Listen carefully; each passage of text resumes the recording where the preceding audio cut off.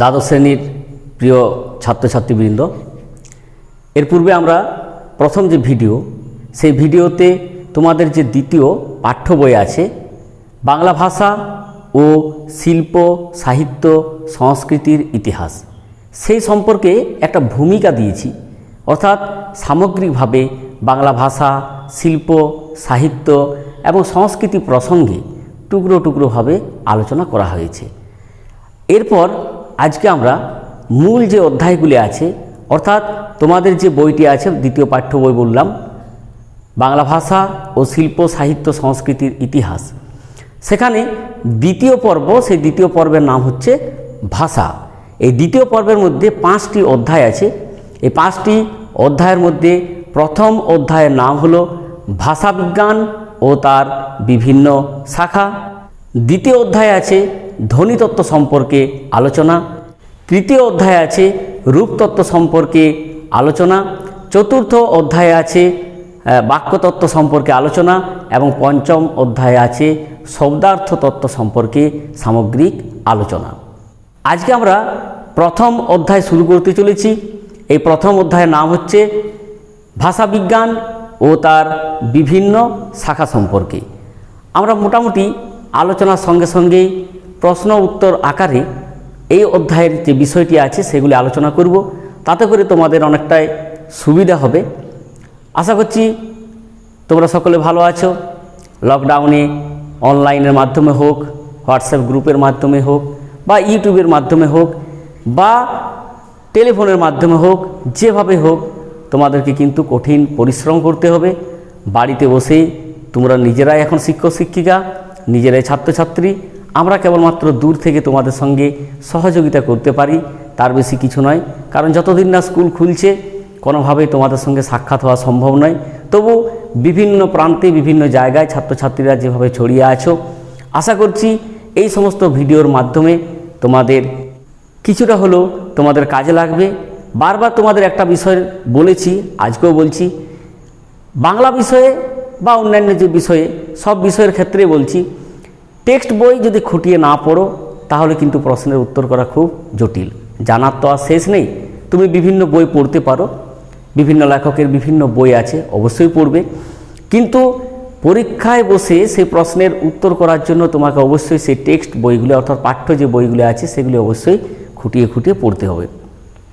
তাহলে আর বেশি বিস্তারিত আলোচনায় না গিয়ে আমরা আজকে আমাদের যে দ্বিতীয় পর্ব, সেই দ্বিতীয় পর্বের নাম হচ্ছে ভাষা, এবং প্রথম অধ্যায় যেটি আছে সেই প্রথম অধ্যায়ের নাম হচ্ছে ভাষাবিজ্ঞান ও তার বিভিন্ন শাখা। তাহলে এসো আমরা ভাষাবিজ্ঞান এবং তার বিভিন্ন শাখা সম্পর্কে একটা আলোচনায় অংশগ্রহণ করি এবং সকলে বিষয়টি ভালো করে বুঝে নেওয়ার চেষ্টা করি।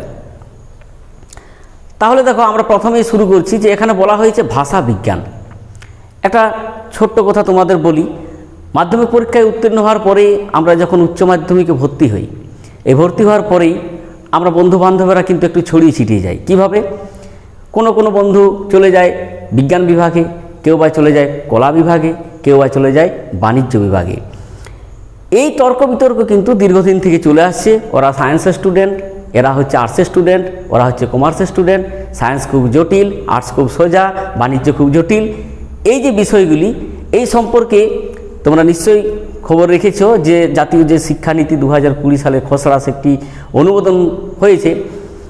তো সেই খসড়া অনুমোদনের পর দেখা যাচ্ছে যে সেখানে এই আর্টস, সায়েন্স, কমার্স এই সমস্ত বিষয়গুলি আদৌ থাকবে কি না, সেটা নিয়ে কিন্তু একটু জোর চর্চা চলছে।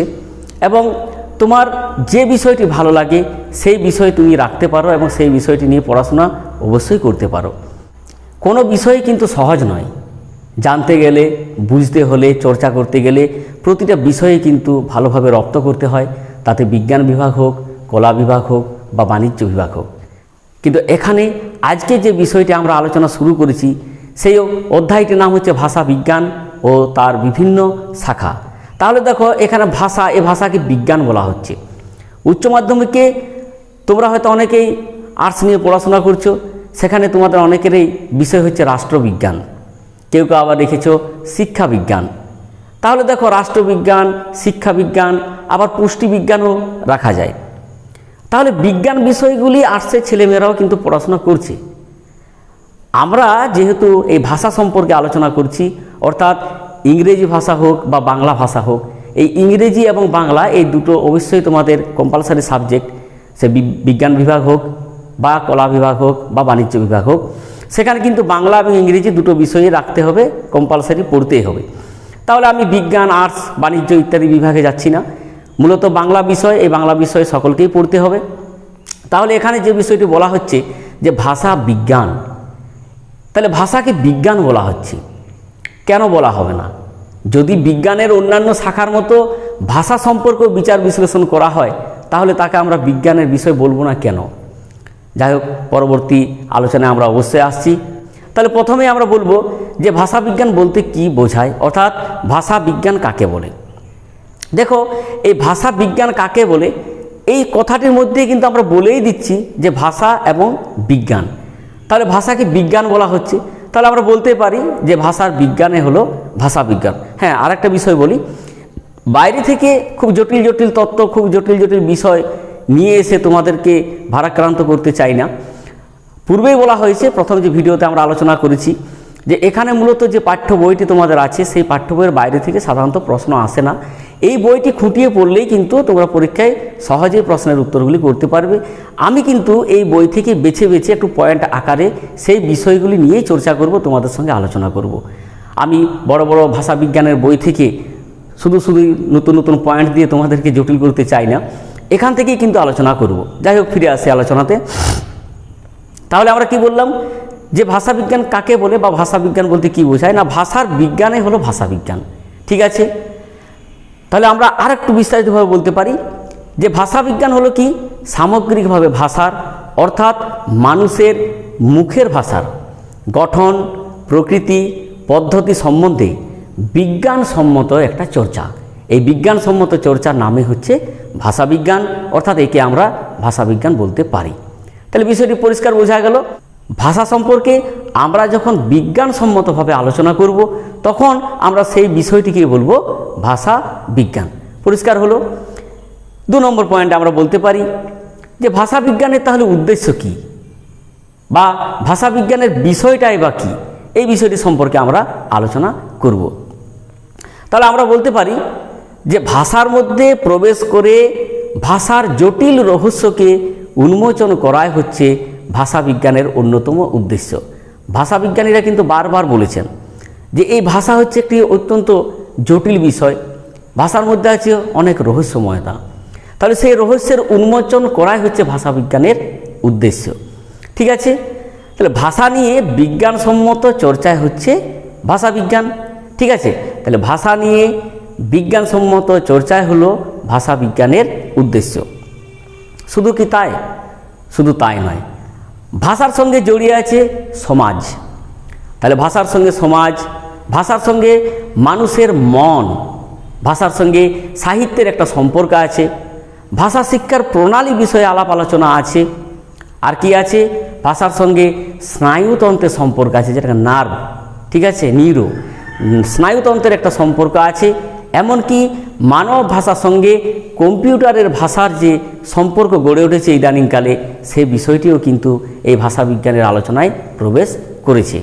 ঠিক আছে, আবার আমরা আরেকটু বিষয়টি বলতে পারি যে শুধু ভাষার ভিতরের বিজ্ঞানসম্মত চর্চার আলোচনায় নয়, ভাষা মানব সভ্যতায় কীভাবে কাজ করে তাও কিন্তু সামগ্রিকভাবে ভাষা বিজ্ঞানের বিষয় হয়ে উঠেছে। তাহলে সামগ্রিকভাবে আমরা বুঝে গেলাম যে ভাষা বিজ্ঞানের উদ্দেশ্য কী বা ভাষা বিজ্ঞানের বিষয়টাই বা কী। পরিষ্কার হলো। এই পয়েন্ট আকারে আমরা টুকরো টুকরোভাবে লিখিত আকারে তোমাদের সুবিধার্থে বিষয়টি আলোচনা করব, এবং সঙ্গে কিন্তু তোমরা মূল যে পাঠ্য বইটি আছে অবশ্যই পাঠ্য বইটি পড়বে। 3 নম্বরে আমরা চলে আসছি। 3 নম্বরে কি? পূর্বেই আলোচনা করেছি, তাহলে সেই প্রশ্নটিতে আবার ফিরে আসছি যে ভাষা বিজ্ঞানকে কেন বিজ্ঞান বলা হয়, অর্থাৎ ভাষা কি সত্যি বিজ্ঞানের অন্তর্ভুক্ত হতে পারে? আমরা ভাষা বিজ্ঞানকে কেন বিজ্ঞান বলবো, এই বিষয়টি সম্পর্কে আলোচনা করা যাক। তাহলে দেখো যে বিজ্ঞানের অন্যান্য শাখার মতোই ভাষাবিজ্ঞান নিত্য প্রয়োজনীয় এবং নিত্য সক্রিয় একটি বিদ্যা, যাকে তোমাদের এই পাঠ্য বইয়ে বলা হয়েছে ডিসিপ্লিন। তাহলে ভাষাবিজ্ঞান হচ্ছে বিজ্ঞানের অন্যান্য শাখার মতোই নিত্য প্রগতিশীল এবং নিত্য কি হচ্ছে একটা সক্রিয় বিষয়। তাহলে অবশ্যই আমরা ভাষাকে বিজ্ঞান বলবো, ঠিক আছে।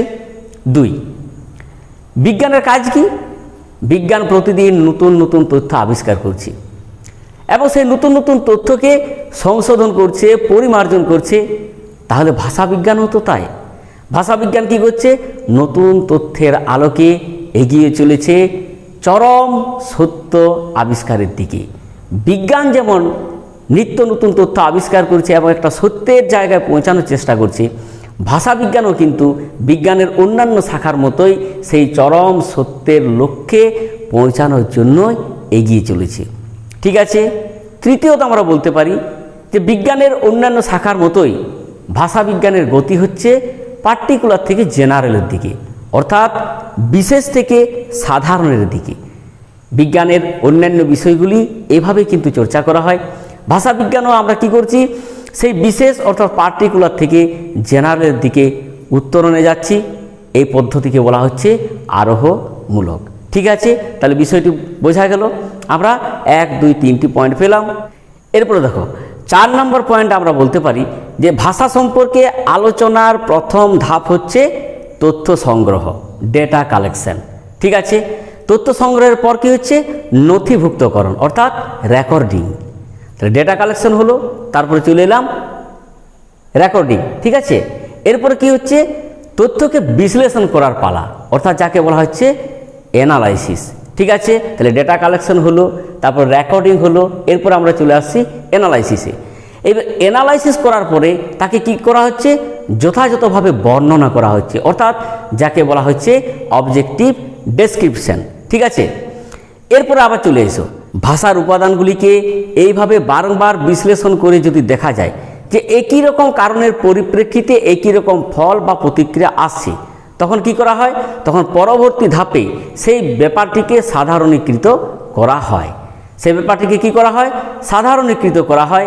এরপরে চলে আসছে অনুমান বা হাইপোথেসিস খাড়া করার পালা, ঠিক আছে। তাহলে দেখো বিজ্ঞানের অন্যান্য শাখার মতোই কিন্তু আমরা এই ভাষা বিজ্ঞানকেও নিয়ে যাচ্ছি। এরপরে চলে এসো, এরপরে কি হলো? এই অনুমানের পরে চলে আসছে যাচাই, অর্থাৎ যাকে বলা হচ্ছে ভেরিফাই। এই যাচাই করার পালা, ঠিক আছে। এই যাচাইয়ের মাধ্যমে পরিণত হয় কিসে?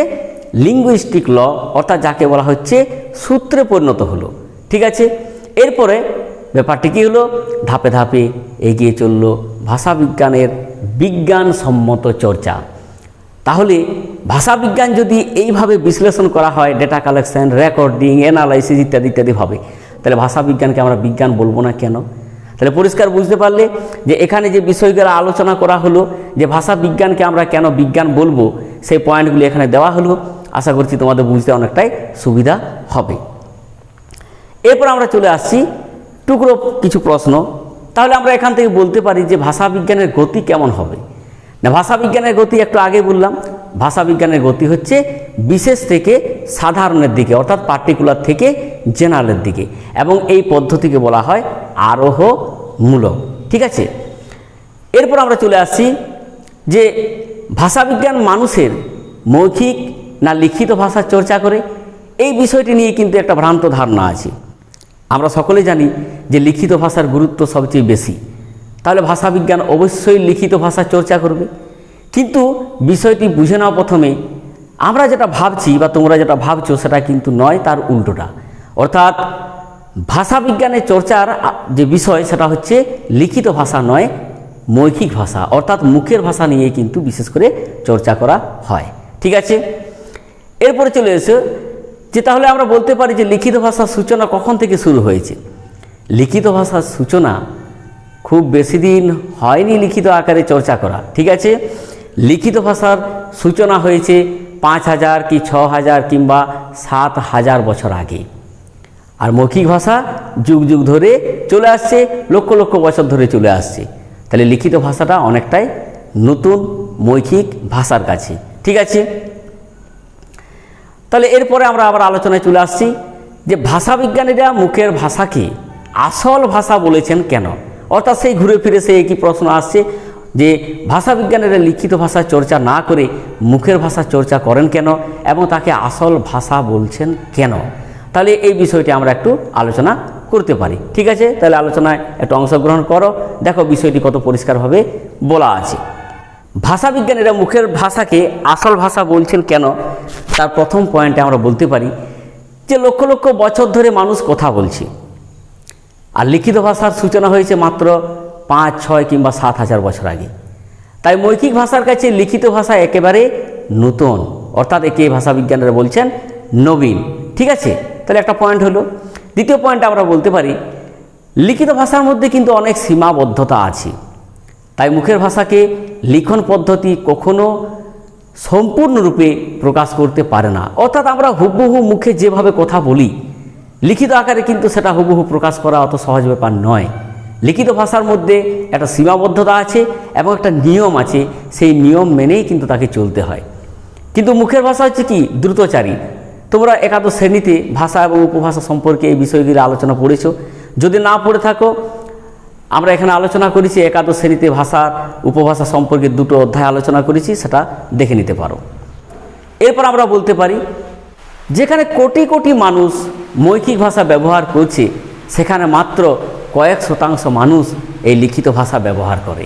ঠিক আছে, তাহলে বিষয়টি সকলে বুঝতে পারলে যে ভাষাবিজ্ঞানীরা মৌখিক ভাষাকে এত বেশি কেন গুরুত্ব দিয়েছেন।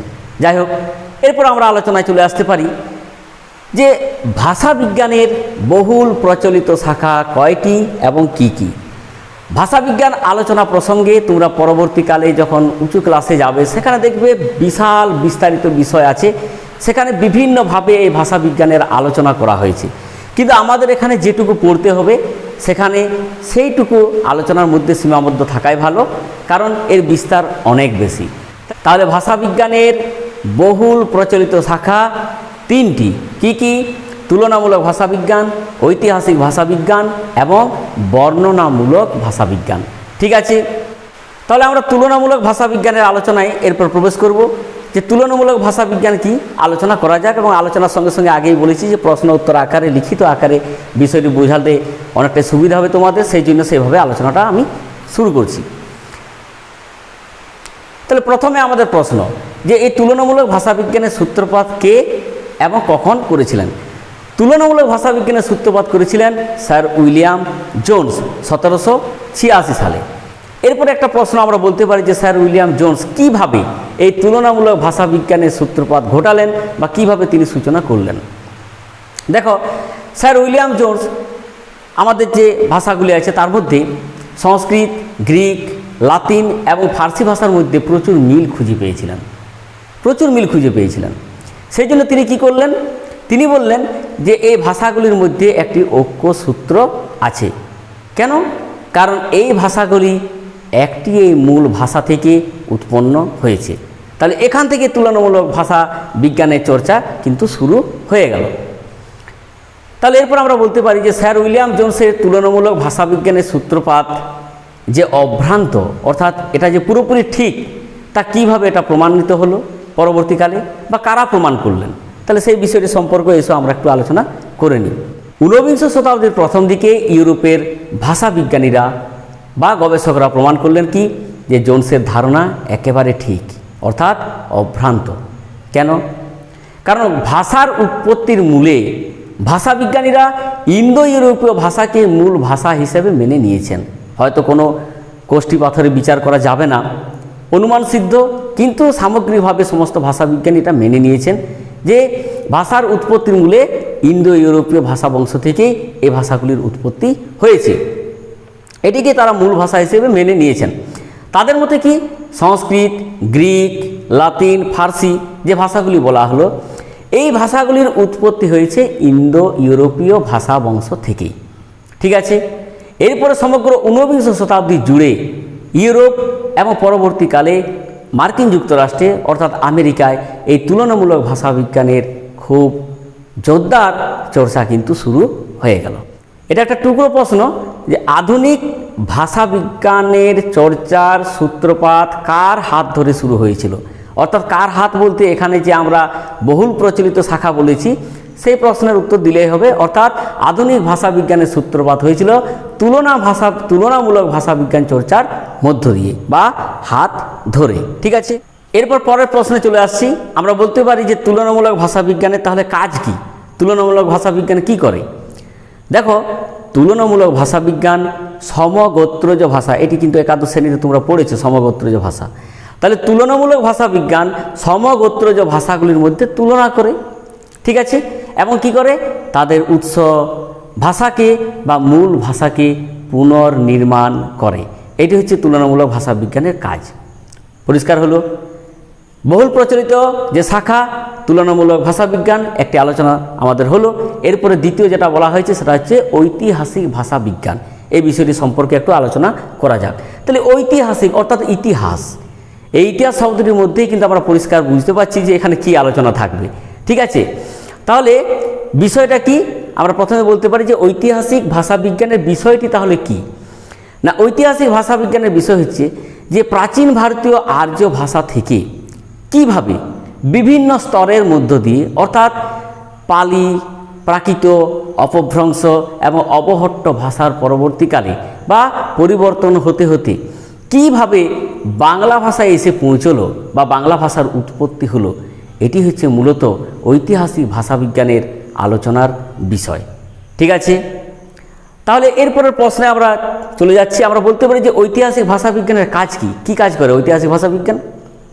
দেখো, সময়ের সঙ্গে সঙ্গে ভাষার যে বিবর্তন হয় এবং সেই বিবর্তনের ফলে যে পরিবর্তন ভাষার সংগঠনে দেখা যায় তা নির্দেশ করাই হচ্ছে ঐতিহাসিক ভাষাবিজ্ঞানের কাজ।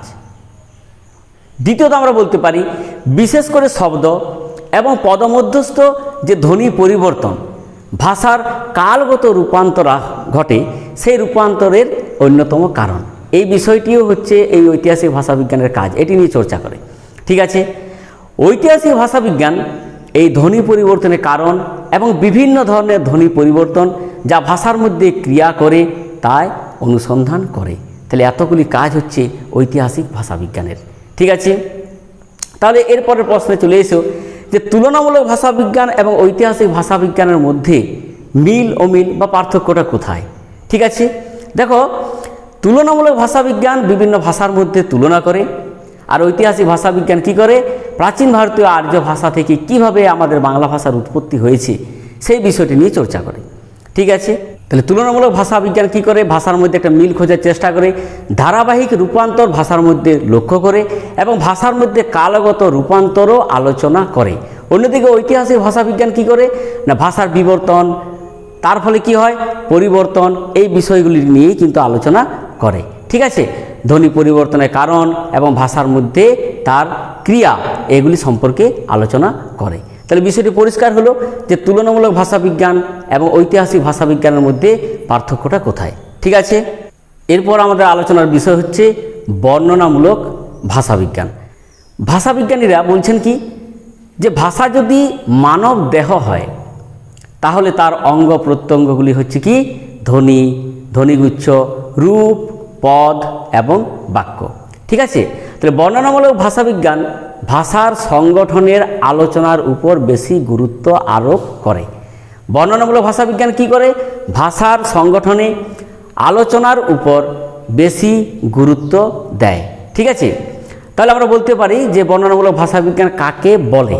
এখানে আমরা বলবো যে ভাষাবিজ্ঞানে সমকালীন প্রচলিত ভাষার গঠন রীতির বিচার বিশ্লেষণ করে তাকে বলা হয় বর্ণনামূলক ভাষাবিজ্ঞান।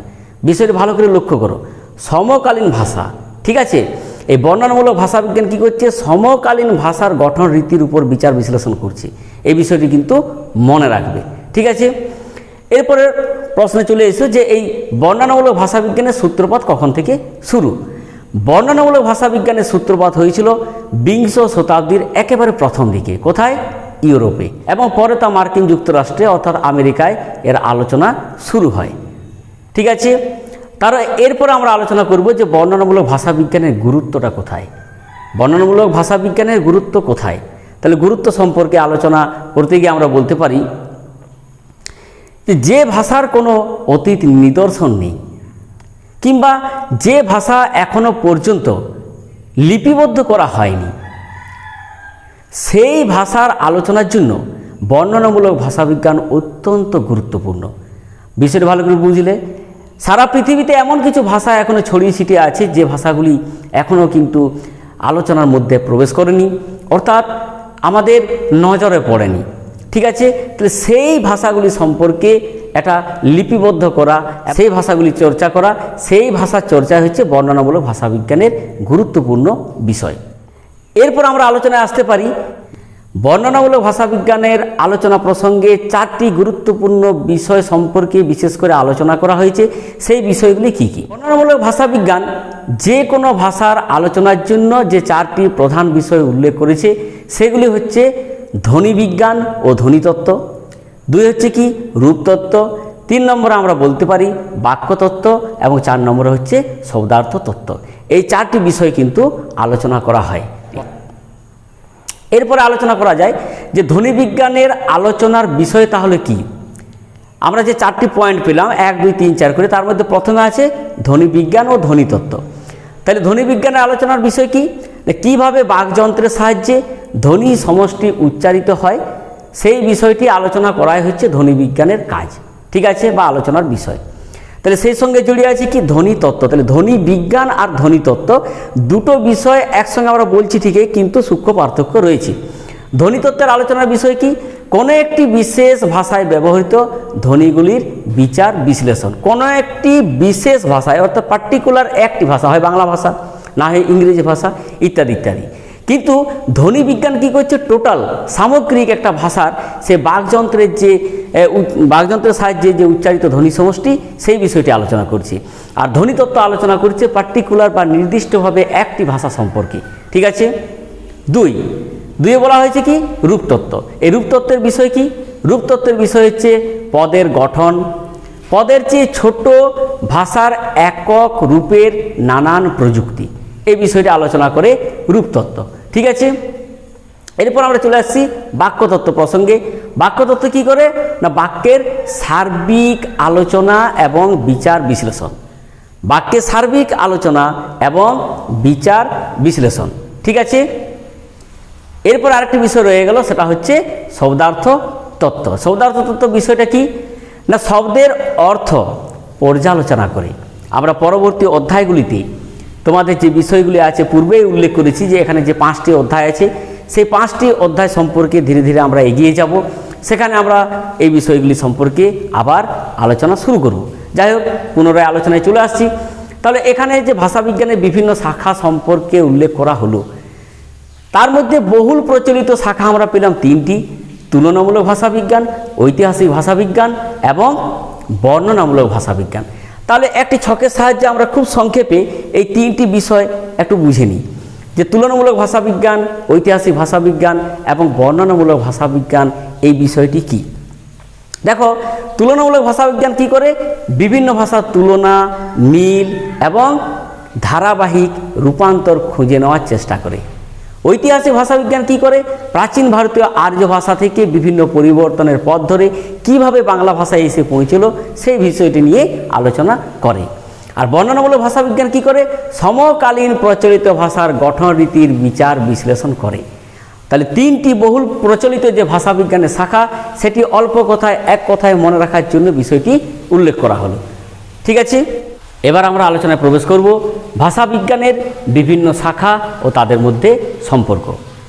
তো প্রথমে আমরা আলোচনায় চলে যাচ্ছি যে ভাষাবিজ্ঞানের আলোচ্য বিষয় কি। পূর্বে বলা হয়েছে যে ভাষা একটি জটিল বিষয়, ভাষার মধ্যে ভাষার জটিল রহস্যকে উন্মোচন করা হচ্ছে ভাষাবিজ্ঞানের অন্যতম উদ্দেশ্য।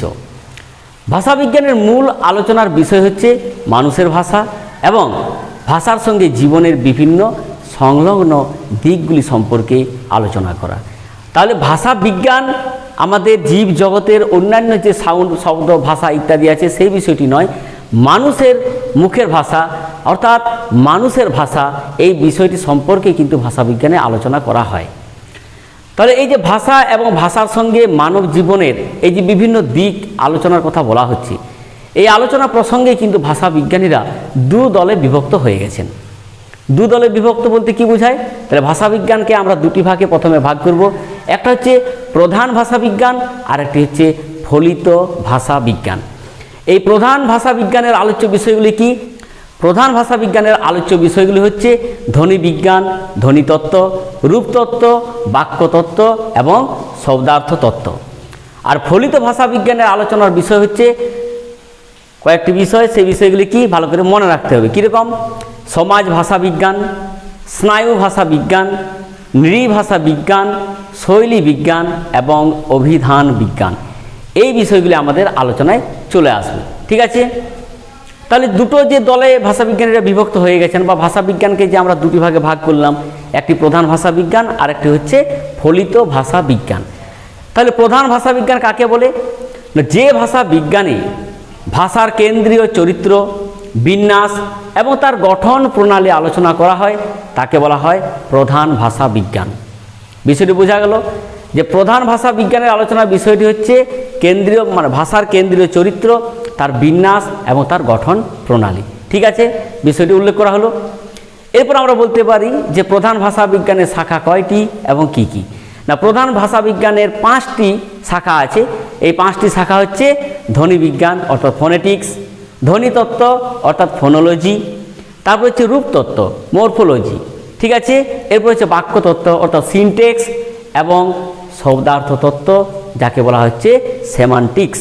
ঠিক আছে, এগুলি হচ্ছে প্রধান ভাষা বিজ্ঞানের আলোচনার বিষয়, অর্থাৎ এই বিষয়গুলি সম্পর্কে প্রধান ভাষা বিজ্ঞানে আলোচনা করা হয়ে থাকে। অন্যদিকে ফলিত ভাষা বিজ্ঞান কাকে বলে, বা ফলিত ভাষা বিজ্ঞানের যে আলোচ্য বিষয় সেটা কি? যে ভাষা বিজ্ঞান ভাষার সঙ্গে সমাজের সম্পর্ক, ভাষার সঙ্গে অন্যান্য বিদ্যাচর্চার বিভিন্ন ক্ষেত্রের পারস্পরিক সম্পর্ক বিচার ও বিশ্লেষণ করে, ভাষার সঙ্গে অন্যান্য ক্ষেত্র এবং বিভিন্ন ক্ষেত্রে ভাষার অবদান বা প্রয়োগ অর্থাৎ অ্যাপ্লিকেশন আলোচনা করে তাকে বলা হয় ফলিত ভাষা বিজ্ঞান। ঠিক আছে, তাহলে প্রধান ভাষা বিজ্ঞানের যেরকম বিভিন্ন শাখাগুলি সম্পর্কে এখানে আলোচনা করা হচ্ছে, ফলিত ভাষা বিজ্ঞানের বিভিন্ন শাখা সম্পর্কে আমাদের আলোচনা চলে আসবে। ঠিক আছে, তো ফলিত ভাষা বিজ্ঞানের শাখাগুলি হচ্ছে সমাজ ভাষা বিজ্ঞান, মনোভাষা বিজ্ঞান, স্নায়ু ভাষা বিজ্ঞান, নৃভাষা বিজ্ঞান, আর কি বললাম, শৈলী বিজ্ঞান।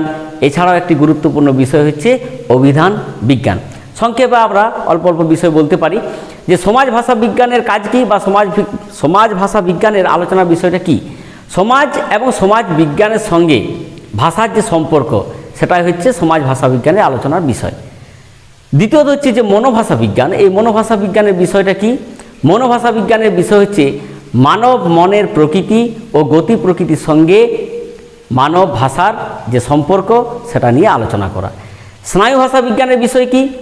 মানব মস্তিষ্কের অত্যন্ত জটিল গঠন এবং তার যে ক্রিয়া প্রতিক্রিয়া আছে তার সঙ্গে মানব ভাষার যে সম্পর্ক সেই সম্পর্কে আলোচনা করে।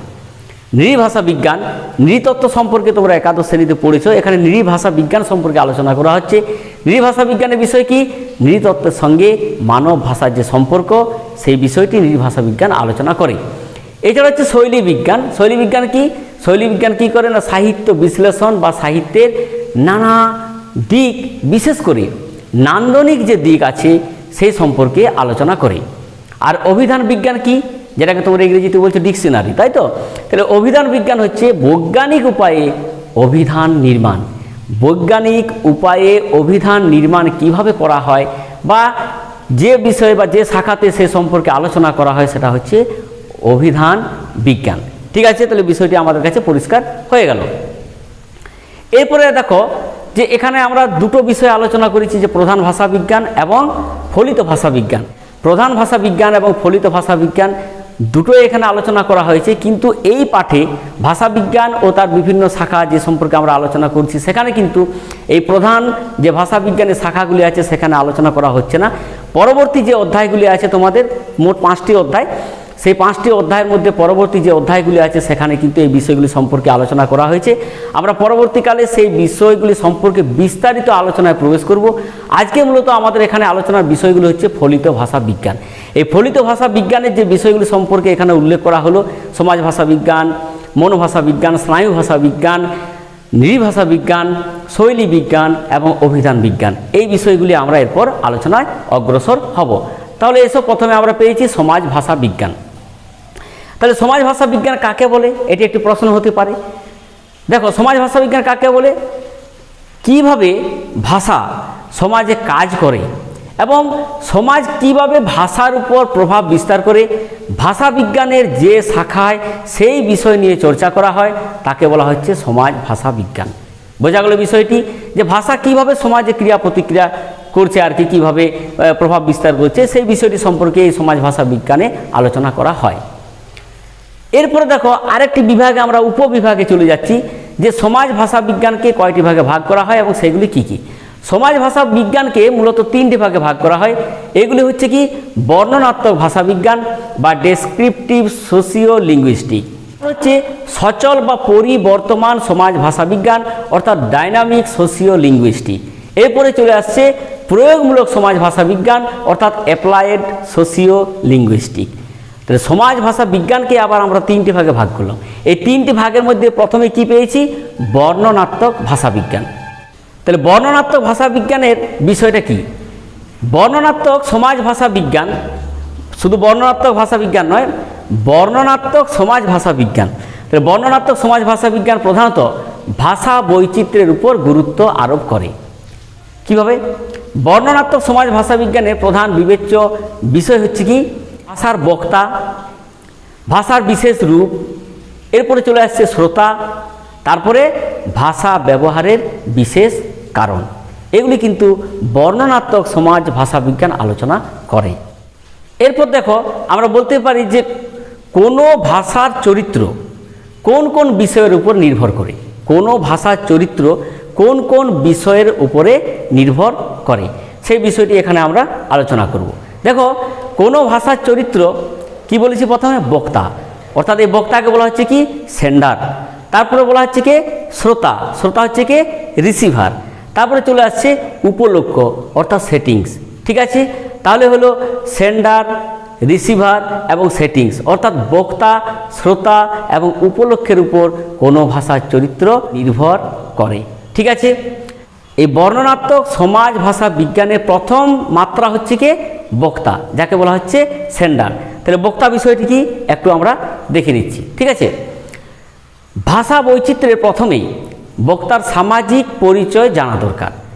বক্তার সামাজিক পরিচয় বলতে আমরা কি বলবো, সেই যে বক্তা, সেই বক্তা নারী না পুরুষ, তার বয়স কত, তিনি সমাজের কোন স্তরের মানুষ, তার পেশায় বা কী, এমনকি সে কোন সম্প্রদায়ের মানুষ, এ সমস্তই কিন্তু তার ভাষার রূপটির নির্ণায়ক।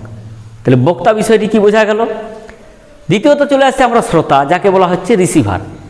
সমাজে শ্রোতার একটা সামাজিক পরিচয় থাকে, তো সে সম্পর্কে একটা ধারণা গড়ে তুলতে হয়। আমরা দেখো, গুরুজনদের সঙ্গে যেভাবে কথা বলি সেভাবে কিন্তু ছাত্রছাত্রী, বন্ধুবান্ধব তাদের সঙ্গে কিন্তু কথা বলি না। ঠিক আছে, বা আমাদের সমবয়সীদের সঙ্গেও কিন্তু সেভাবে আমরা কথা বলি না, বা আমাদের চাইতে যারা বয়সে ছোট তাদের সঙ্গেও কিন্তু সেভাবে কথা বলি না।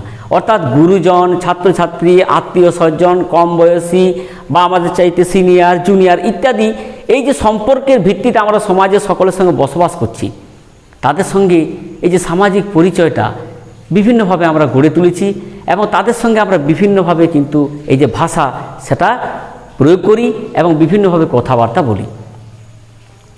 আবার ধরো একটা নির্দিষ্ট পরিবারের মধ্যে, একটি পরিবারের মধ্যে ধরো গুরুজনদের সঙ্গে যেভাবে আমরা কথা বলি সেভাবে কিন্তু স্কুল, কলেজ, বিশ্ববিদ্যালয়ের শিক্ষক শিক্ষিকা বা অন্যান্য ব্যক্তিদের সঙ্গে কি আমরা সেভাবে কথা বলি না। তাহলে বিভিন্ন ক্ষেত্রে দেখো প্রেক্ষিতটা পাল্টে যাচ্ছে, অথবা ভাষাটা পাল্টে যাচ্ছে।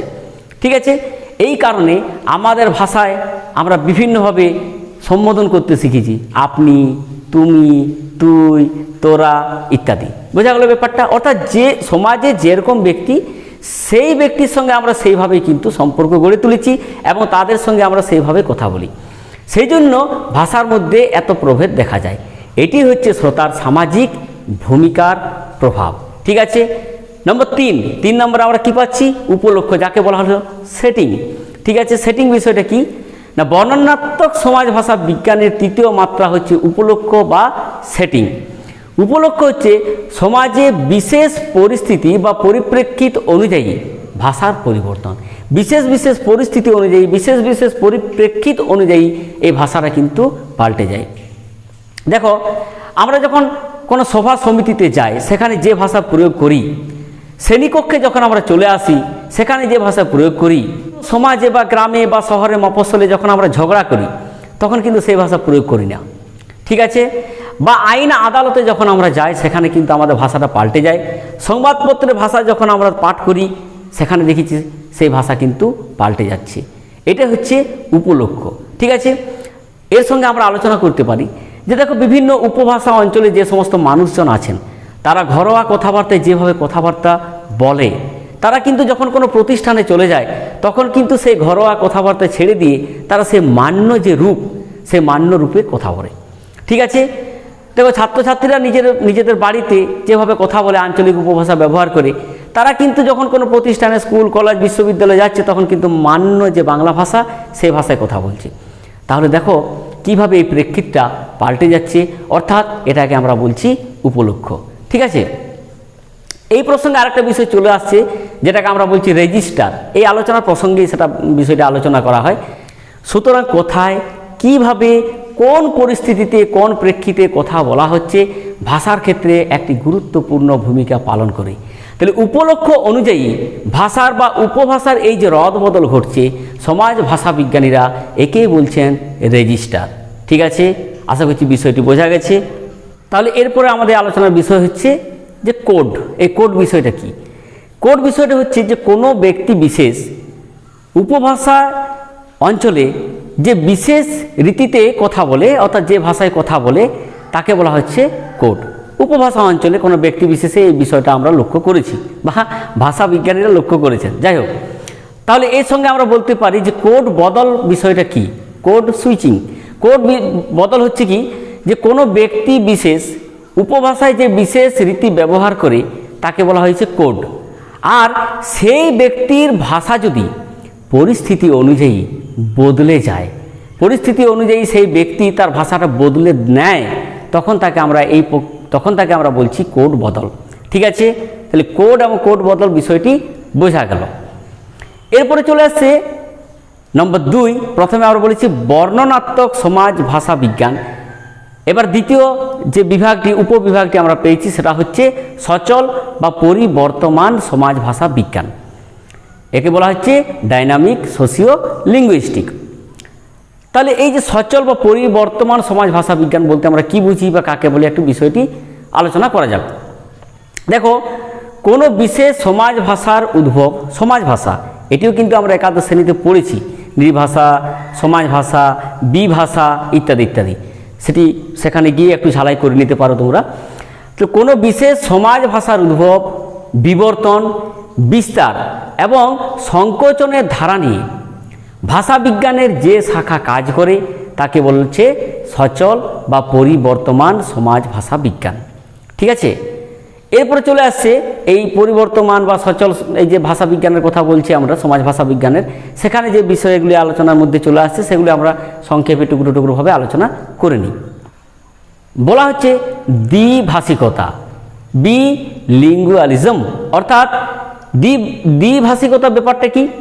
দেখো, কোনো একটি বিশেষ ভাষা গোষ্ঠীর মানুষের যখন আরেকটি ভাষা গোষ্ঠীর মানুষের সঙ্গে সম্পর্ক গড়ে তোলে, একটা বিশেষ ভাষা গোষ্ঠীর মানুষ যখন অন্য একটা ভাষা গোষ্ঠীর মানুষের সঙ্গে সম্পর্ক গড়ে তুলছে, ঠিক আছে, তখন দেখা যায় নিজেদের যে ভাষা আছে সেই ভাষার সঙ্গে নতুন সমাজের সঙ্গে তার যে সম্পর্ক গড়ে উঠলো, এই দুটো ভাষাই কিন্তু সে আয়ত্ত করতে পারছে।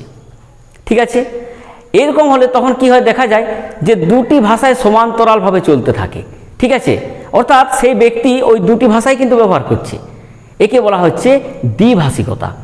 বোঝা গেল বিষয়টি? দ্বিভাষিকতা বিষয়টি কি? অর্থাৎ একটি সমাজের মধ্যে বসবাস করতে করতে নিজের ভাষা গোষ্ঠীর মধ্যে যে ভাষা আছে এবং সে অন্য ভাষার সঙ্গে সম্পর্ক গড়ে তুললো, সম্পর্ক গড়ে তোলার পরে সেই ভাষাটিও কিন্তু সে আয়ত্ত করলো এবং দুটো ভাষায় সমান্তরালভাবে চলতে লাগলো। এই ব্যাপারটিকে বলা হচ্ছে দ্বিভাষিকতা। ঠিক আছে? এরপর আমরা বলতে পারি যে ভাষার সংরক্ষণ। ভাষার সংরক্ষণ বা মেনটেন্যান্স বলতে কি বোঝায়? ভাষা সংরক্ষণ বা মেনটেন্যান্স বলতে বোঝায় এই যে পূর্বে বললাম যে দ্বিভাষিকতা সম্পর্কে, কোনো ব্যক্তি নিজের গোষ্ঠীর মধ্যে বা নিজের সমাজের মধ্যে বসবাস করতে করতে যে ভাষাটি ব্যবহার করছে এবং অন্য গোষ্ঠীর বা অন্য সমাজ থেকে যে ভাষাটি সে আয়ত্ত করতে শিখলো বা রপ্ত করে নিয়েছে, এইগুলির মধ্যে কি হয়, দুটো ভাষায় চলছে সমান্তরালভাবে, তখন দেখা যায় কোনো একটি ভাষা অন্য ভাষার প্রভাবে সময়ের সঙ্গে সঙ্গে হারিয়ে যায়। বিষয়টি বোঝা গেল, দুটো ভাষায় সমান্তরালভাবে চলছে, কিন্তু দেখা গেল কি ধীরে ধীরে ধীরে ধীরে ধীরে আমরা লক্ষ্য করলাম যে একটি ভাষা কিন্তু হারিয়ে গেল অন্য ভাষা থেকে। ঠিক আছে, একেই বলা হচ্ছে ভাষা সংরক্ষণ বা মেনটেন্যান্স। 2 নম্বর পয়েন্টের পর আমরা 3 নম্বর পয়েন্টে চলে যাচ্ছি, প্রয়োগমূলক সমাজ ভাষা বিজ্ঞান অর্থাৎ অ্যাপ্লায়েড সোশিও লিঙ্গুইস্টিক। এই প্রয়োগমূলক সমাজ ভাষা বিজ্ঞান বিষয়টা কি?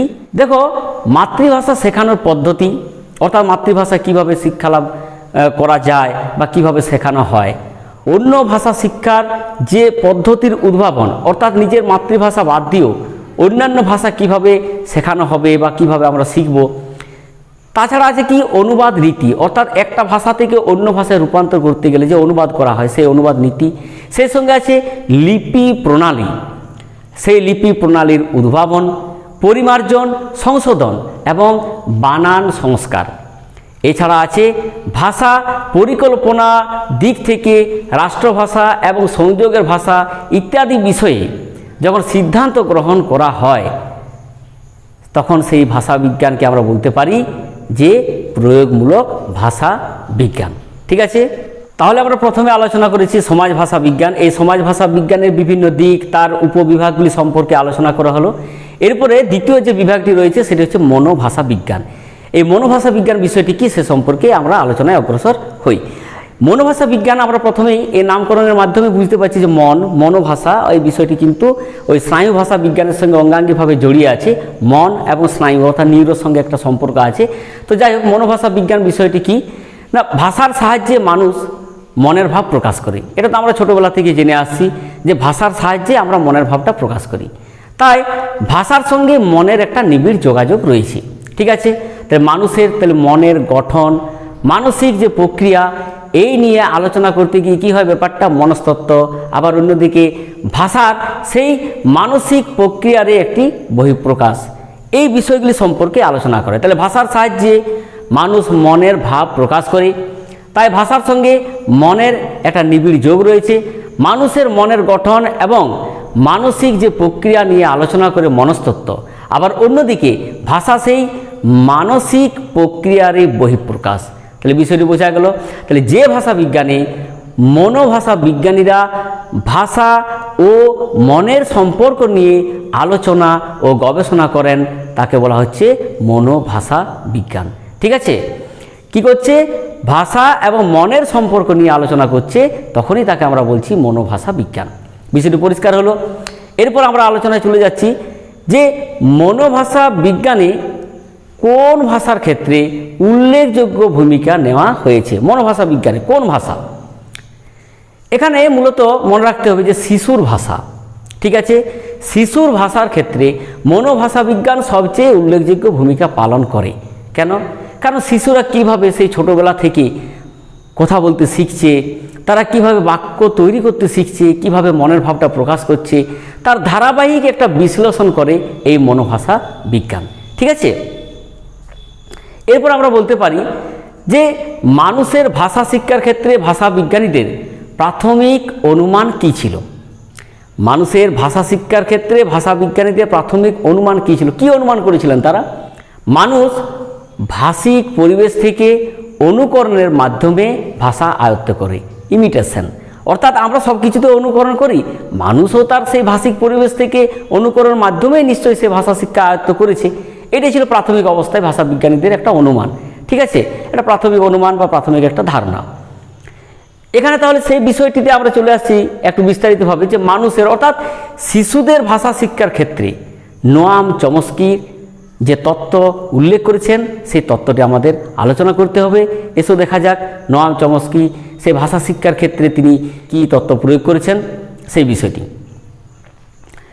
নোয়াম চমস্কির মতে মানুষের মধ্যে থাকে ভাষা শিক্ষার একটা সামর্থ্য, মানুষের মধ্যে সেটা আছে, এটা নোয়াম চমস্কি বলছেন। কিভাবে না মানব মস্তিষ্কে রয়েছে সেই সামর্থ্যের কেন্দ্র, মানুষের মাথা, ওই মস্তিষ্কের মধ্যেই কিন্তু সেই সামর্থ্যটা আমাদের রয়েছে। তাই তিনি প্রথমে মস্তিষ্ককে বললেন ভাষা শেখার যন্ত্র বা LAD অর্থাৎ ল্যাড। ঠিক আছে, তিনি যন্ত্র শব্দটি ব্যবহার করলেন। তারপরে কি করলেন, এই যন্ত্র শব্দটির পরিবর্তে উনি ব্যবহার করলেন ব্যবস্থা শব্দটি অর্থাৎ সিস্টেম। এটা প্রয়োগ করে তাকে বললেন LAS। এই দুটো পদ্ধতির কথা তিনি প্রথমে বলে নিলেন। ঠিক আছে, খুব ভালো কথা। এবার চমস্কি কি বলছেন, উনি বলছেন যে মানব মস্তিষ্কে প্রি প্রোগ্রামড অর্থাৎ পূর্বে থেকে কিন্তু স্থির করা আছে, অবস্থায় আছে কিভাবে, এমন এক ব্যাকরণ যাকে বলা হচ্ছে সর্বজনীন ব্যাকরণ বা ইউনিভার্সাল গ্রামার। ঠিক আছে, একে তিনি ইউনিভার্সাল গ্রামার বলে চিহ্নিত করলেন। নোয়াম চমস্কি এরপরে কি বলছেন যে এই ল্যাড এবং ল্যাসের মাধ্যমে শিশুরা ভাষা শিক্ষায় অনুকরণ ধর্মিতা থেকে সৃষ্টিশীলতার এক বিশাল ভাণ্ডার এসে প্রবেশ করে। এটা হচ্ছে নোয়াম চমস্কির মতামত। তাহলে এরপরে আলোচনায় আমরা বলতে পারি যে মনোভাষা বিজ্ঞানের আলোচ্য বিষয়টা কি। দেখো, মনোভাষা বিজ্ঞানীরা মূলত ভাষা এবং মানব মনের সম্পর্ক নিয়েই কিন্তু আলোচনা করেন। তাহলে এই গবেষণায় দেখা যাচ্ছে কি যে শিশুর ভাষার ক্ষেত্রে এই গবেষণা অত্যন্ত গুরুত্বপূর্ণ ভূমিকা পালন করেছে। অবশ্য ভাষা শিক্ষার পাশাপাশি মানসিক পশ্চাৎপরতা আছে, সেই সঙ্গে সেই মানসিক পশ্চাৎপরতা কীভাবে ভাষা শিক্ষার উপরে বা ভাষার উপর প্রভাব ফেলে সেই বিষয়টিও কিন্তু এখানে আলোচনা করা হয়। এছাড়া আমাদের যে স্মৃতি, যেটা আমরা মনে রাখার কথা প্রসঙ্গে বলি না, স্মৃতি, এছাড়া আছে বুদ্ধি, তারপর আছে উদ্বিগ্নতা, সেই সঙ্গে আছে প্রাণোদনা। যেহেতু ভাষার সঙ্গে অঙ্গাঙ্গিভাবে জড়িয়ে আছে, সেই জন্য কোনো মানুষের ভাষাগত ভ্রান্তি বা মানসিক যে সমস্যার প্রতিফলন, সে মানসিক প্রতিফলন হিসেবে এটি প্রকাশিত হয়। ঠিক আছে, এরপর আমরা চলে যাচ্ছি যে তৃতীয় বিভাগ সমাজ ভাষা বিজ্ঞান হলো, মনোভাষা বিজ্ঞান হলো, আলোচনা আমরা করলাম এখানে। এরপর আমরা চলে যাচ্ছি স্নায়ু ভাষা বিজ্ঞান বা নিউরো লিঙ্গুইস্টিক। স্নায়ু ভাষা বিজ্ঞান কাকে বলে?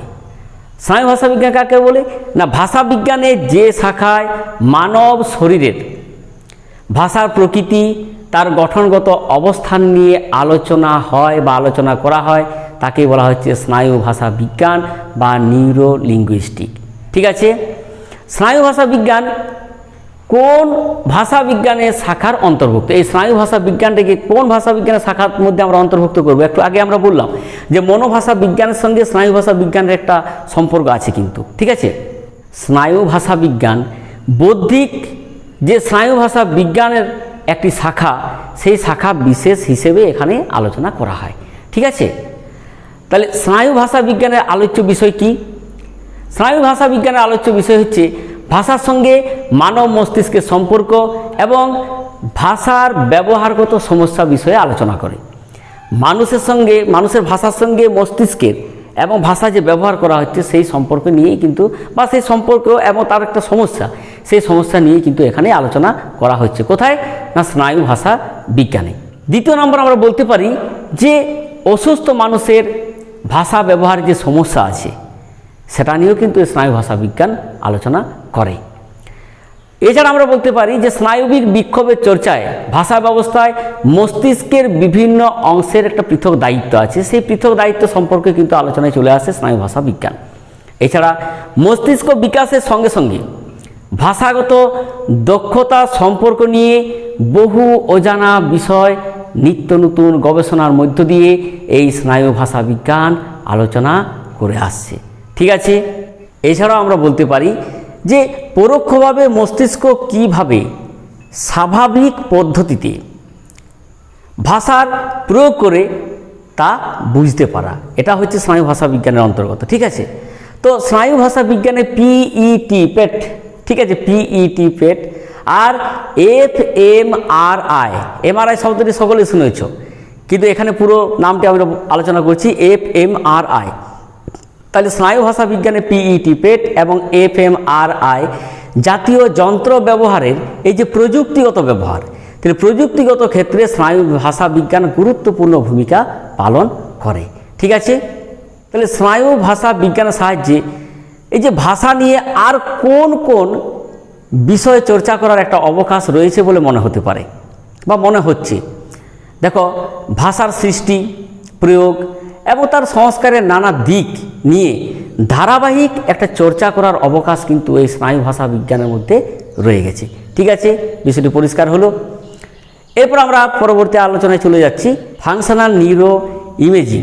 ফাংশনাল নিউরো ইমেজিং বা ব্যবহারিক স্নায়ু চিত্রণে কি কি যন্ত্র ব্যবহার করা হয়? ওই যে পূর্বে বললাম পিইটি পেট এবং এফএমআরআই, এই জাতীয় যন্ত্র ব্যবহার করা হয়। ঠিক আছে, পরের প্রশ্ন আমরা চলে আসতে পারি, টুকরো প্রশ্ন, যে পিইটি অর্থাৎ পেট এর পুরো নাম কি? এই পুরো নাম হচ্ছে পজিশন এমিশন টোমোগ্রাফি, পিইটি।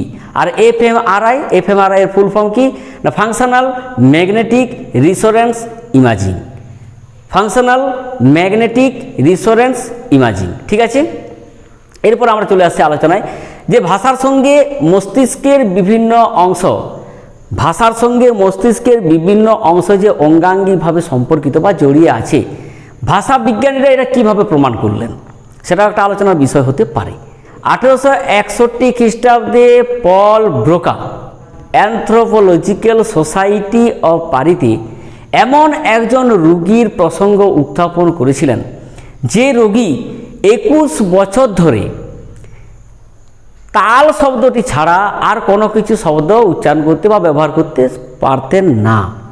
ঠিক আছে, সেই রোগীর চিকিৎসা প্রসঙ্গে জানা যায় যে ভাষাসিদ্ধ যুক্তিক্রম, পরিকল্পনা, আত্মপ্রকাশ আর কি বাচিক সৃজন ক্ষমতা তথা ভাষার মৌলিক যে বিষয়গুলি আছে সেই বিষয়গুলি অর্থাৎ অনুভব এবং জ্ঞান আহরণ, ঠিক আছে, এগুলির মধ্যে কি বলা, পড়া, লেখা সবই হচ্ছে মস্তিষ্কের বিভিন্ন অংশের সঙ্গে অঙ্গাঙ্গিভাবে সম্পর্কিত।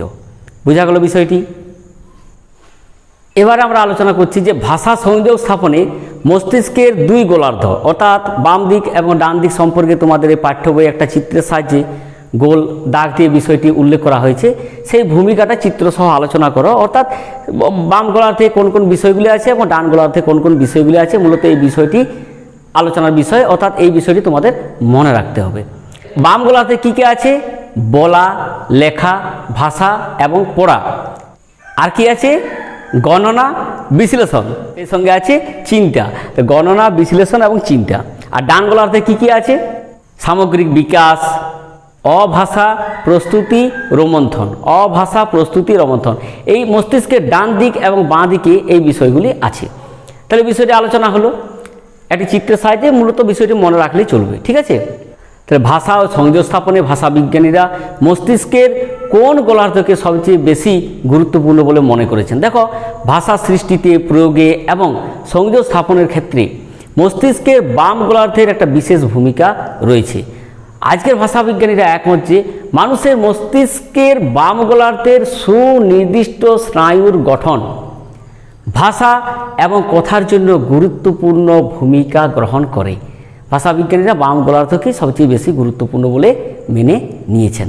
ঠিক আছে, এরপরে বিষয়টা হচ্ছে কি যে স্নায়ু ভাষা বিজ্ঞানের সঙ্গে আর কোন কোন শাখা সম্পৃক্ত অর্থাৎ যুক্ত। ঠিক আছে, স্নায়ু ভাষা বিজ্ঞানের সঙ্গে ভাষার ব্যবস্থাগত, তারপর হচ্ছে কি চলন অর্থাৎ মুভমেন্ট, ইন্দ্রিয়গ্রাহ্য অর্থাৎ সেন্সারি এবং কোষীয় অর্থাৎ সেলুলার এবং অন্যান্য নানা বৃহত্তম শাখার সঙ্গে সম্পৃক্ত।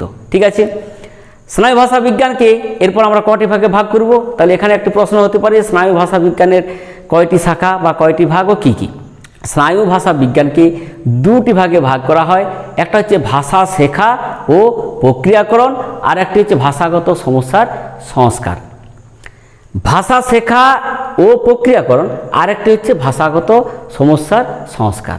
ঠিক আছে, এবার আমরা আলোচনা করব যে মস্তিষ্ক ভাষায় এনকোডিং এবং ডিকোডিং পদ্ধতিটি কি, এই মস্তিষ্কের কোন অঞ্চল বিশেষ ভূমিকা পালন করে, যেখানে তোমাদের বই আলোচনা করা হয়েছে, বিষয়টি একটু উল্লেখ করে দিই। দেখো, এই এনকোডিং এবং এনকোডিং এবং ডিকোডিং এই যে পদ্ধতির কথা বলা হচ্ছে, এটা থ্যালামাস, বেসাল গ্যাংলিয়া ও ধূসর বস্তু অর্থাৎ গ্রে ম্যাটার যে অঞ্চলটিকে বলা হচ্ছে সেখানে একটি বিশেষ ভূমিকা পালন করে। ঠিক আছে, তাহলে আমরা সমাজ ভাষা বিজ্ঞান, মনোভাষা বিজ্ঞান, স্নায়ু ভাষা বিজ্ঞান সম্পর্কে একটা আলোচনা এখানে করলাম। এরপর আমরা চলে যাচ্ছি নৃভাষা বিজ্ঞান সম্পর্কে। নৃভাষা বিজ্ঞান, এই নৃতত্ত্ব সম্পর্কে বিষয়টি জানার জন্য পূর্বে বললাম যে তোমরা একাদশ শ্রেণীর বাংলা ভাষা সাহিত্য যে বইটি আছে, বাঙালির ভাষা সংস্কৃতি বিষয়ক যে বই, সেই বইটি কিন্তু একটু পাঠ করে নিতে পারো। ঠিক আছে, নৃভাষা বিজ্ঞান, এই নৃভাষা বিজ্ঞানের গুরুত্বটা কোথায় সেই বিষয়ে আমরা আলোচনা করব। দেখো, নৃতত্ত্বের সংস্পর্শে এসে ভাষাবিজ্ঞানীরা পরিষ্কার বুঝতে পেরেছেন যে পৃথিবীতে যে সমস্ত ভাষার কোনো লিপি নেই, পৃথিবীতে অনেক ভাষা আছে যাদের কোনো এখনও লিপি গড়ে ওঠেনি, ঠিক আছে, সেই সমস্ত ভাষার আলোচনা এবং বিশ্লেষণের প্রয়োজন রয়েছে। তাহলে এমন অনেক ভাষা রয়ে গেছে যে ভাষাগুলি এখনও আলোচনার মধ্যে আসেনি, যে ভাষাগুলি নিজস্ব লিপি এখনও গড়ে ওঠেনি। ভাষাবিজ্ঞানীরা সেই ভাষার সম্পর্কে একটু আগ্রহী হলেন। নম্বর 2, আমরা বলতে পারি যে মুখের ভাষায় তথ্য সংগ্রহ এবং বিচার বিশ্লেষণের গুরুত্বের প্রয়োজনে নৃভাষা বিজ্ঞানের গুরুত্ব কিন্তু আছে। ঠিক আছে, নম্বর 3 নম্বর আমরা বলবো নৃতত্ত্বের সঙ্গে মেলবন্ধনের ফলে ভাষাবিজ্ঞানীরা এটি অনুধাবন করেছেন বা সিদ্ধান্তে পৌঁছেছেন যে সারা পৃথিবীতে যত ভাষা ছড়িয়ে আছে, এই ভাষাগুলির মধ্যে কোনো ভাষা উন্নত বা অনুন্নত, কোনো ভাষা মিষ্টি বা কর্কশ, এই ধারণা কিন্তু সম্পূর্ণ ভুল।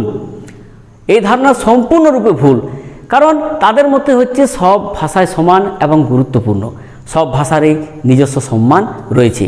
তাহলে নৃভাষা বিজ্ঞান আলোচনা প্রসঙ্গে কিন্তু আমরা এই ভাষাকে শ্রদ্ধা করতে শিখব। তাহলে জেনে রাখা ভালো যে পৃথিবীতে যত ভাষা আছে কোনো ভাষাই কিন্তু অসম্মানজনক নয়, কোনো ভাষাকেই কিন্তু আমরা খারাপ বা ভালো, কোনো ভাষাকে আমরা শিল্পী, কর্কশ বা মিষ্টি এভাবে কিন্তু বিচার বিশ্লেষণ করতে পারি না। সারা পৃথিবীতে যত ভাষা আছে সব ভাষাগুলিরই কিন্তু সমান গুরুত্ব রয়েছে এবং সবগুলি সম্মানজনক অবস্থায় রয়েছে। ঠিক আছে, এরপর আমরা বলতে পারি যে পৃথিবীর আদিম জনজাতি ভাষা বিশ্লেষণে ভাষাবিজ্ঞানীরা কোন সময় থেকে গুরুত্ব দিয়েছেন। পৃথিবীর আদিম জনজাতির যে ভাষাগুলি রয়েছে সেগুলি বিশ্লেষণ করার যে প্রয়োজন রয়েছে, ভাষাবিজ্ঞানীরা কোন সময় থেকে তার উপর গুরুত্ব দিলেন। 20 শতকের প্রথম দিক থেকে, একেবারে 20 শতকের প্রথম দিক থেকে মুখের ভাষা তথ্য সংগ্রহ এবং বিচার বিশ্লেষণ এই সময় থেকেই গুরুত্ব পেতে শুরু করে। তাহলে বিষয়টি পরিষ্কার বোঝা গেল। ঠিক আছে, এরপর আমরা চলে যাচ্ছি আমাদের আলোচনার বিষয়, সেটা হচ্ছে শৈলী বিজ্ঞান। আধুনিক ভাষা বিজ্ঞানে এই শৈলী বিজ্ঞান সম্পর্কে বিশেষভাবে গুরুত্ব দেওয়া হয়েছে। তো শৈলী বিজ্ঞান কি? শৈলী বিজ্ঞান হচ্ছে স্টাইল সম্পর্কে একটা বিধিবদ্ধ আলোচনা। ঠিক আছে, আমরা এই স্টাইল শব্দটি বিভিন্ন অর্থে প্রয়োগ করি।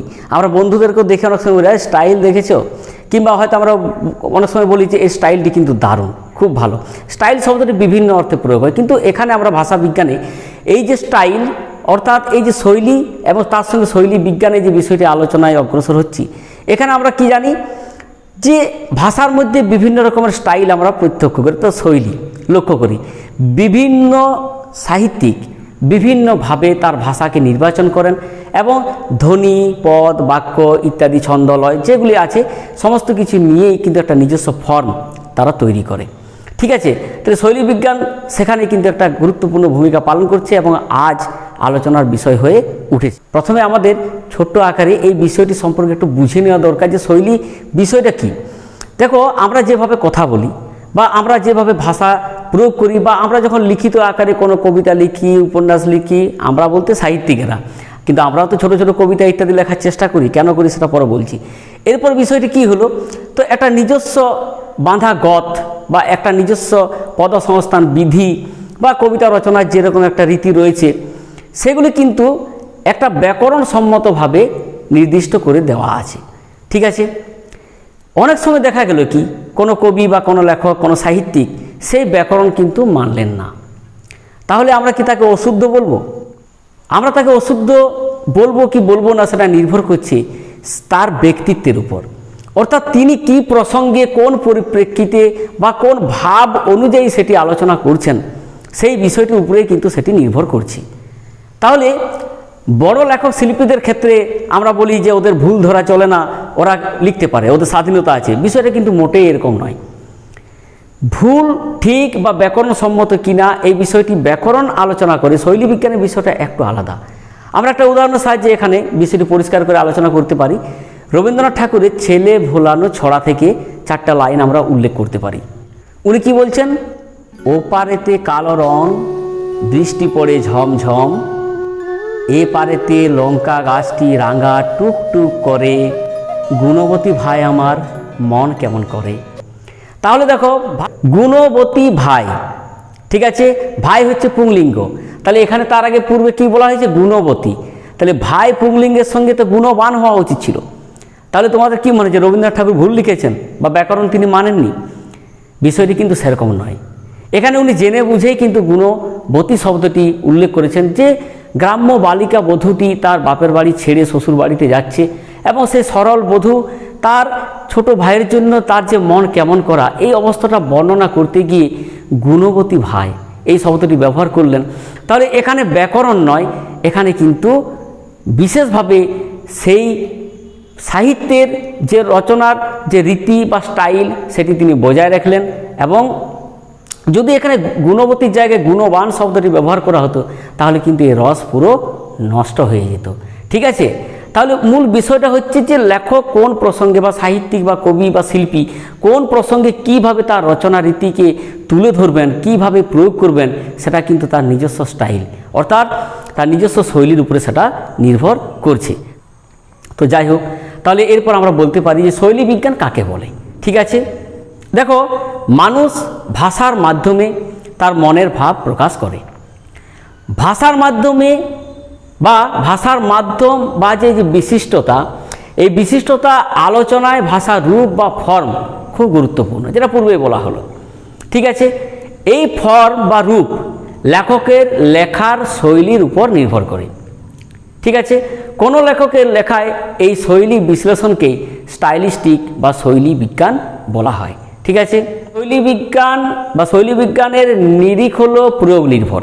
ঠিক আছে, প্রয়োগ করতে হবে। ঠিক আছে, লেখক বা সাহিত্যিকের টেক্সট এবং টেক্সটের যে প্রয়োগ রীতি, সেই প্রয়োগ রীতি এবং কৌশলে এখানে একমাত্র আলোচনার বিষয় বা একমাত্র বিবেচিত বিষয়। ঠিক আছে, শৈলী বিজ্ঞানের দিক থেকে লিখন শৈলীর বিচার হলো অবজেক্টিভ বা নৈর্ব্যক্তিক বিচার।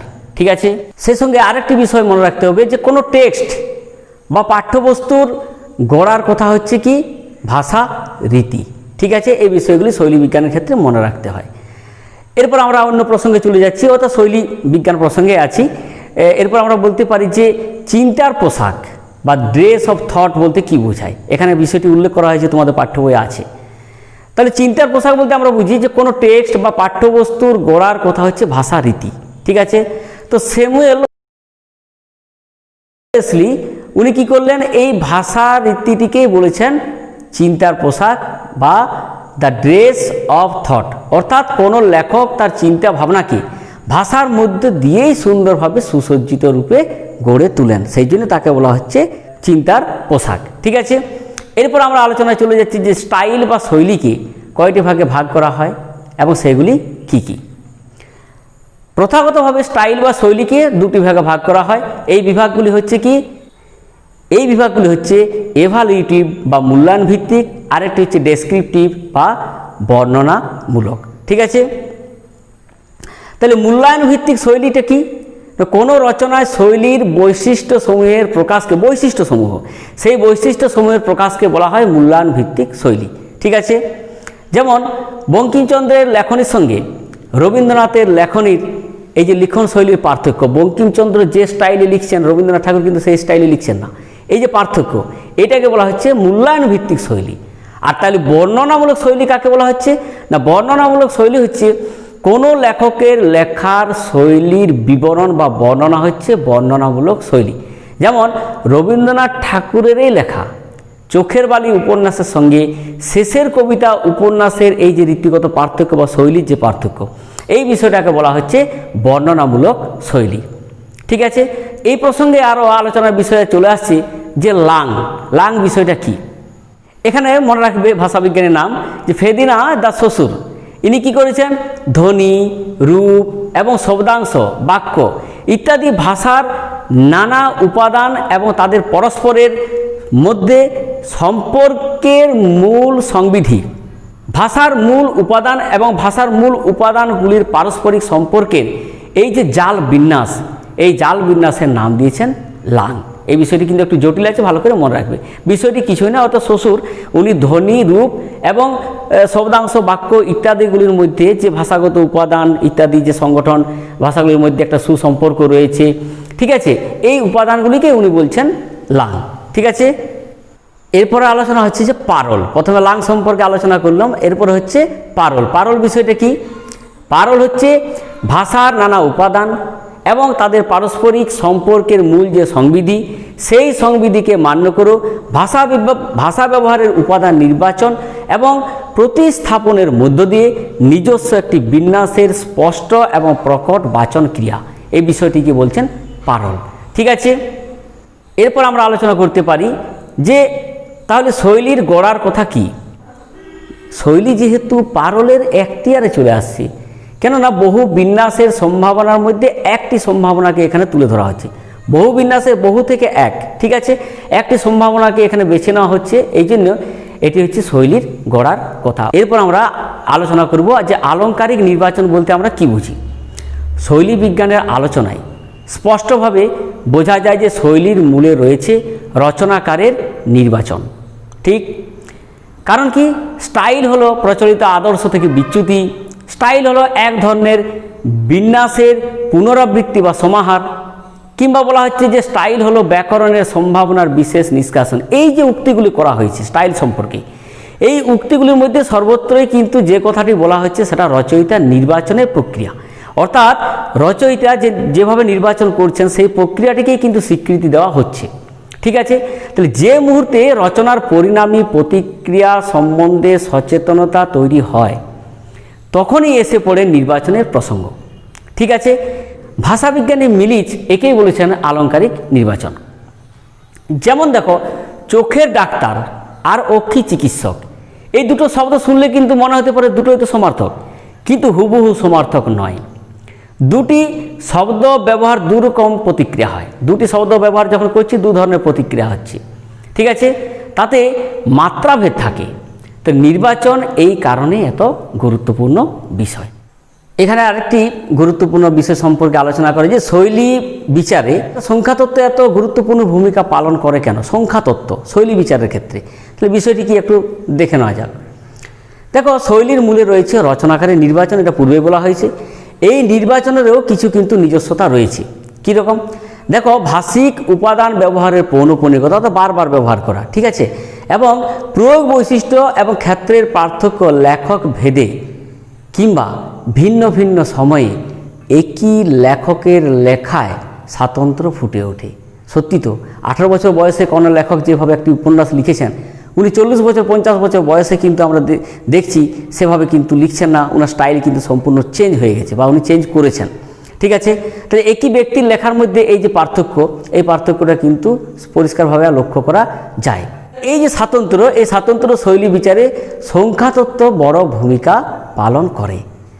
কোনো পাঠ্যবস্তুতে বিভিন্ন নাম পদের সংখ্যাগত প্রাধান্য, ক্রিয়া এবং ক্রিয়া বিশেষণের কত অনুপাত রয়েছে এখানে, দীর্ঘ এবং হ্রস্ব বাক্যের অনুপাত কী রকম, পুনরুক্তির ব্যবহার আছে কি না, আতিশয্যমূলক শব্দের ব্যবহার, এই বিষয়গুলি নিয়ে সংখ্যাতাত্ত্বিক বিশ্লেষণে একজন লেখকের বিশিষ্ট শৈলী তথা সেই রচয়িতার মনের গহীন সৃজনশীল প্রদেশটি সম্বন্ধে অনেক চমকপ্রদ অনুসন্ধান করা কিন্তু সম্ভব।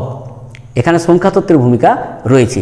তাই শৈলী বিজ্ঞানে কোনো রচয়িতা রচনার মধ্যে বাক্য গঠন, শব্দ প্রয়োগের মুন্সিয়ানা, ঠিক আছে, যেমন আলোচনা করা হয়, তেমনি বিভিন্ন লেখকের মধ্যে তাদের বাক্য বিন্যাস, বাক্য গঠন এবং শব্দ প্রয়োগের বিভিন্নতাও বিচার্য বিষয়। তাহলে সংখ্যাতত্ত্ব এই কারণে শৈলী বিজ্ঞানে গুরুত্বপূর্ণ ভূমিকা পালন করে। এরপর আমরা আলোচনা করব যে এই যে শৈলী বিচারে প্রকরণ বা টুলগুলির নাম কি কি। শৈলী বিচারে প্রকরণ বা যে বিশেষ টুলগুলি ব্যবহার করা হয় সেই টুলগুলি কি কি।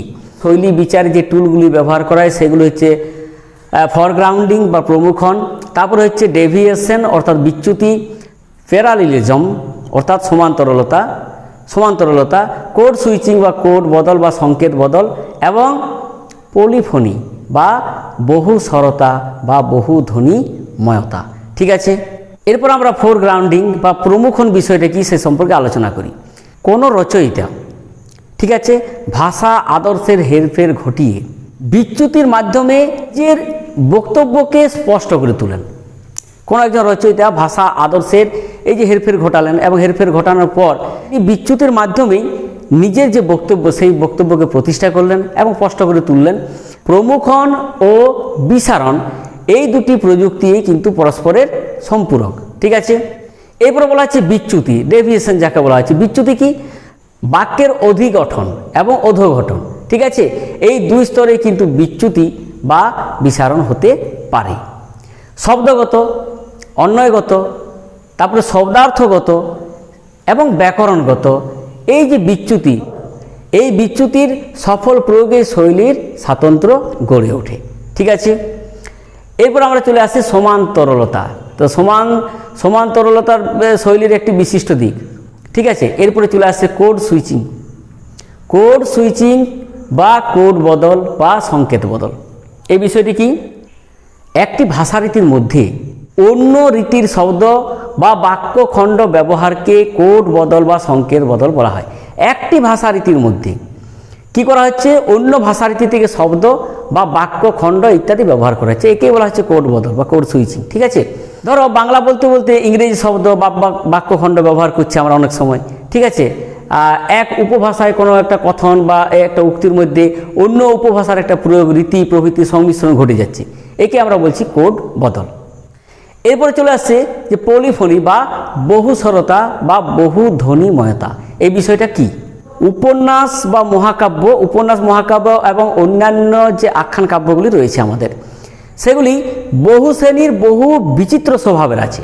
অত্যন্ত বৈচিত্র্যপূর্ণ পরিবেশ থেকে আগত বহু চরিত্রের সমাগম ঘটেছে সেখানে, এই মহাকাব্যগুলিতে কিংবা আখ্যান কাব্যগুলিতে। তাহলে কি হয়েছে? এইভাবে চরিত্রগুলির একটা ভিন্ন ভিন্ন স্বরকে প্রতিষ্ঠা করে এবং এই স্বরগুলি জটিল বিন্যাসে গ্রথিত হয় উপন্যাস বা মহাকাব্যের কথা বিশ্ব। মিখাইল বাখতিন এই বিষয়টিকেই বহুস্বরিতা আখ্যা দিয়েছেন। তাহলে বহুস্বর বহুস্বরিতা কে আখ্যা দিয়েছেন? মিখাইল বাখতিন। এরপর আমাদের আলোচনা একেবারে শেষ পর্যায়ে পৌঁছে গেছি। আমাদের ফলিত ভাষা বিজ্ঞানের আরেকটি শাখা রয়ে গেছে, তার নাম হচ্ছে অভিধান বিজ্ঞান, লেক্সিকোগ্রাফি। ঠিক আছে, অভিধান dictionary, Bangla to Bangla, English to Bangla, Bangla to English, বিভিন্নভাবে আছে। এখন তো প্রায় সকলে আমরা স্মার্টফোন বা কম্পিউটার, ল্যাপটপ ইত্যাদি ব্যবহার করছি, সেখানে এক ভাষা থেকে অন্য ভাষায় অনুবাদ ইত্যাদি বিভিন্নভাবে আমরা পেয়ে যাই। বর্তমানে সারা পৃথিবীতে এই অভিধান বিজ্ঞান একটি গুরুত্বপূর্ণ ভূমিকা পালন করেছে। পৃথিবীর প্রত্যেকটা দেশেই সেই প্রাচীন কাল থেকেই কিন্তু অভিধান রচনার ধারা গড়ে উঠেছিল। আমাদের ভারতবর্ষে অভিধান রচনার সূত্রপাত বলা হচ্ছে যে যাস্কের যে নিরুক্ত, সেই নিরুক্ত রচনার মধ্য দিয়ে। সেখানে বৈদিক যে রচনা, সেখানে যে শ্লোকগুলি আছে এবং তার বিশেষ বিশেষ যে অর্থ আছে সেগুলি সম্পর্কে উনি লিপিবদ্ধ করেছিলেন। তাহলে আমাদের ভারতবর্ষে এই যাস্কের নিরুক্ত থেকেই অভিধান বিজ্ঞান রচনার সূত্রপাত ঘটেছে। এখানে একটা প্রশ্ন হতে পারে যে অভিধান শব্দটি প্রথম কে ব্যবহার করেছিলেন? ত্রয়োদশ শতাব্দীতে অভিধান বোঝাতে জন গারল্যান্ড প্রথম ডিকশনারিয়াস শব্দটি প্রথম ব্যবহার করেছিলেন। ঠিক আছে, এরপরে ইংরেজি ডিকশনারি শব্দটি প্রথম কোথায় পাওয়া যায়? 1538 সালে ইংরেজি ডিকশনারি শব্দটি পাওয়া যায় স্যার থমাস এলিয়েটের ল্যাটিন ইংরেজি অভিধানে। সেখানে এই ডিকশনারি শব্দটি আমরা প্রথম পাচ্ছি। প্রাচীন ধারার অভিধান রচনার সঙ্গে আধুনিক ধারার অভিধান রচনার পার্থক্য। আমরা বললাম যে প্রাচীনকাল থেকে এই অভিধান রচনার ধারাটি আমাদের চলে আসছে। তাহলে প্রাচীন ধারার সঙ্গে আধুনিক ধারার এই যে অভিধান রচনা, এর পার্থক্যটা কোথায়? দেখো, আমরা প্রথমে বলতে পারি যে প্রাচীন ধারায় যে অভিধান রচনা, সেই অভিধান রচনা ছিল গতানুগতিক। আধুনিককালে ভাষাবিজ্ঞানীরা অভিধান রচনার বৈজ্ঞানিক পদ্ধতি সম্পর্কে আলোচনা করে থাকেন। দ্বিতীয় নম্বর আমরা বলতে পারি প্রাচীন ধারার অভিধানে শব্দের একাধিক প্রতিশব্দ ব্যুৎপত্তির উল্লেখ আছে। আধুনিককালে অভিধানে প্রাচীন ধারার সঙ্গে শব্দের উচ্চারণ, শব্দের আঞ্চলিক এবং উপভাষাগত পার্থক্য, সেই প্রসঙ্গ অনুসারে অর্থ পার্থক্য, শব্দের অর্থ পরিবর্তন ইত্যাদিও কিন্তু যুক্ত হয়েছে। তাহলে বোঝা গেল যে আধুনিকের সঙ্গে প্রাচীন ধারার এই যে অভিধান রচনা, তার একটা পার্থক্য রয়েছে। ভাষা বিজ্ঞানে এই অভিধানকে সংযোগমূলক বিভাগ কেন বলা হচ্ছে, বিষয়টি একটু আলোচনা করা যাক। বর্তমানকালে ভাষা বিজ্ঞানীরা প্রাচীন ধারার যে অভিধান, সেই অভিধান রচনার উত্তরাধিকারকে অনুসরণ করার পাশাপাশি অভিধান রচনার যে বৈজ্ঞানিক পদ্ধতি সে সম্পর্ক কিন্তু আলোচনা করেন। ঠিক আছে। দ্বিতীয়ত, অভিধানে ভাষার প্রকাশগত দিক এবং বিষয়গত দিকের মধ্যে অর্থাৎ ভাষার ধ্বনি ও অর্থের মধ্যে সংযোগ ব্যাখ্যা করে। তৃতীয়ত, প্রাচীনকালে অভিধান রচনায় শব্দের একাধিক প্রতিশব্দ এবং ব্যুৎপত্তির সঙ্গে আধুনিক কালে শব্দের মান্য উচ্চারণ, শব্দের আঞ্চলিক উপভাষাগত পার্থক্য, সেই প্রসঙ্গ অনুসারে অর্থ পার্থক্য, শব্দার্থ পরিবর্তন ইত্যাদিও যুক্ত হয়েছে। ঠিক আছে। এরপর আমরা আলোচনায় বলতে পারি যে একটা আদর্শ অভিধানে এন্ট্রি বা শব্দের কটি স্তর থাকে এবং কি কি, সবচেয়ে গুরুত্বপূর্ণ স্তর কোনটি, এই বিষয় নিয়েও কিন্তু আলোচনা করা যেতে পারে।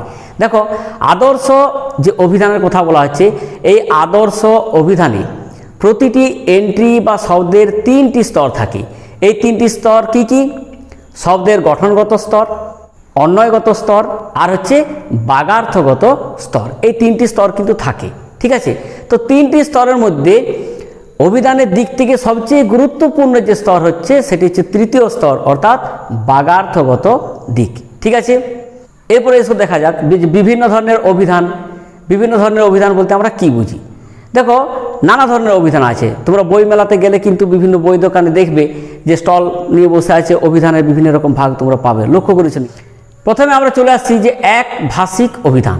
একভাষিক অভিধান, একভাষিক অভিধান বিষয়টা কি না, যে অভিধানে এক ভাষার শব্দকে সেই ভাষাতেই ব্যাখ্যা বিশ্লেষণ করা হয় তাকে বলা হচ্ছে একভাষিক অভিধান।